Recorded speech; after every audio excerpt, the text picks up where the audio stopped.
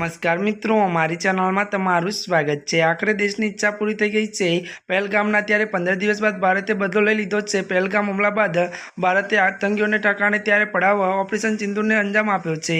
आ operation हेठळ Indian army, navy, एरफोर्स और पाकिस्तान और PoK में त्यारे स्थित कुल 9 आतंकवादी त्यारे ठेकाणाओ पर हवाई हुमलो करीने 90 आतंकीओने त्यारे ठेकाणे पाड़ी दीधा हता अने भारते कोईने पण गंधावा नहीं ते रीते।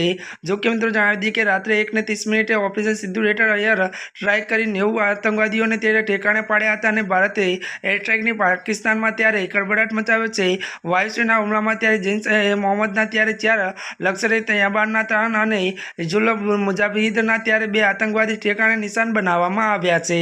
જો કે જણાવી દઈએ કે ત્યારે મિત્રો વધુ વાત કરીએ તો પહેલગામના હુમલા બાદ પણ પાકિસ્તાન ત્યારે સુધર્યું નહોતું અને સતત 11 દિવસ સુધી સરહદે યુદ્ધ ત્યારે વિરામનું ઉલ્લંઘન કરતું રહ્યું હતું અને ત્યારે જો કે ઓપરેશન સિંદૂરમાં તેનો પણ બદલો મળી ગયો છે।